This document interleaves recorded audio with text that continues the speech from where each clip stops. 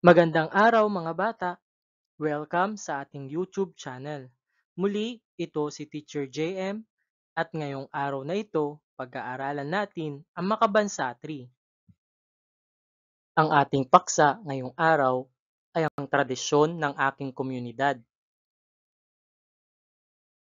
Ang layunin ng araling ito na ilalarawan ang tradisyon ng kinabibilangang bayan, lungsod, lalawigan o rehiyon. Nakapagbahagi ng kwento tungkol sa kinabibilangang bayan, lungsod, lalawigan o rehiyon.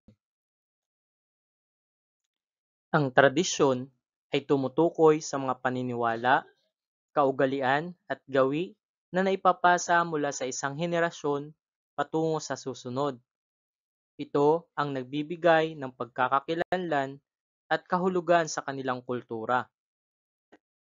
Mga tradisyon sa ating komunidad: Pasko. Ang Pasko sa Pilipinas ay nagsisimula ito sa simbang gabi na tumatagal ng 9 na araw bago sumapit ang Disyembre 25. Kasama rin sa tradisyon ang pagdalo sa misa, pagbibigay ng regalo, at ang salo-salong tinatawag na Noche Buena. Ang susunod ay ang pista. Halos bawat bayan sa Pilipinas ay may kani-kanilang pista na inaalay sa kanilang patron o saint. Kilala ang mga pista sa makukulay na parada, masarap na pagkain, at masayang salo-salo sa komunidad. Kilalang pista sa Pilipinas ay ang Sinulog, Cebu, at sa ati-atihan ng Aklan. Susunod ay ang pagdiriwang ng mahal na araw. Ito ay isang mahalagang panahon ng pagninilay-nilay at pag-aayuno para sa mga Katoliko. Ginugunita ito ang pagdurusa, kamatayan, at muling pagkabuhay ni Jesucristo. Kabilang sa mga tradisyon ang pagdalo sa misa, pagbisita sa 7 simbahan o bisita iglesia, at ang prosesyon ng mga imahe.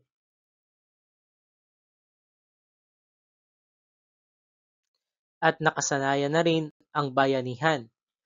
Ito ay ang diwa ng pagtutulungan at pagkakaisa ng komunidad. Maliban sa mga selebrasyon o kapestahan, may iba't iba pang mga tradisyon na higit na nagpapakita ng pagkakakilanlan ng isang bayan, lungsod, lalawigan o rehiyon, katulad ng paniniwala, pag-uugali, mga kwentong bayan, at iba pa. Ano nga ba ang tradisyon?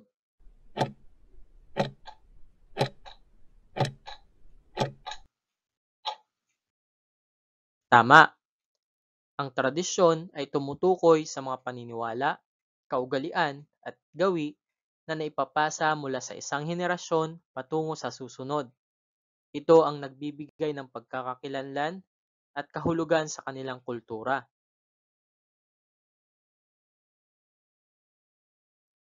Ano-ano ang mga aspektong nagbibigay ng pagkakakilanlan ng isang komunidad?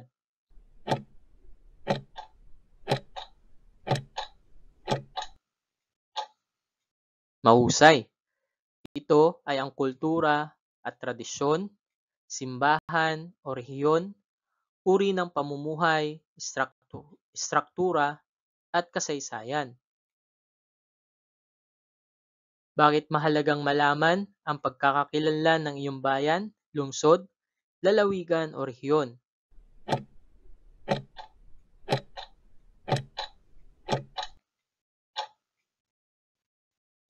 Tama, dahil ito ang nagsisilbing salamin ng ating kasaysayan, kultura at pagkatao bilang mamamayan.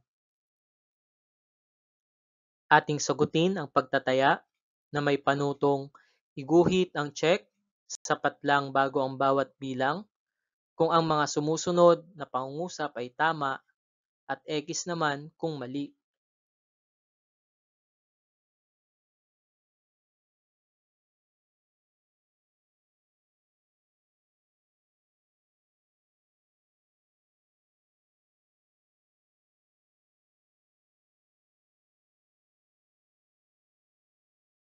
Una, Ang kapistahan ay pagdiriwang o selebrasyong isinasagawa sa isang komunidad upang gunitain ang iba't ibang okasyon, tradisyon, o kapistahan ng patron.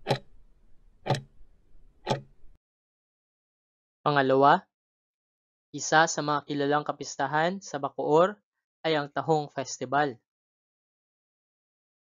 Ikatlo, tuwing kapistahan nagkakaroon ng prosesyon, misa, parada, sayawan, palaro, at handaan.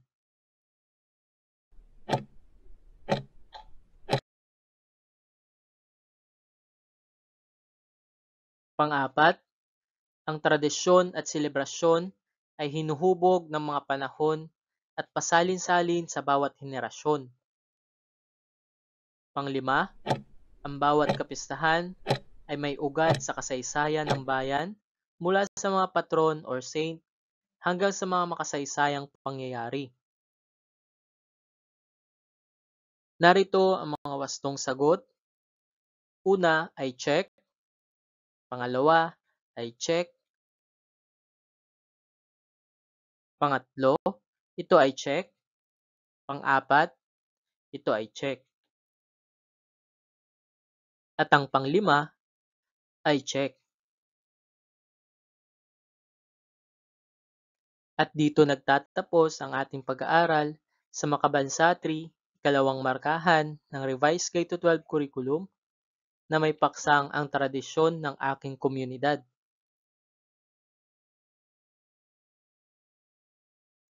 Maraming salamat sa inyong pakikinig. Muli, ito si Teacher JM at huwag kalimutang mag-subscribe sa ating YouTube channel. Please like, comment, and share, and click the notification bell for more videos.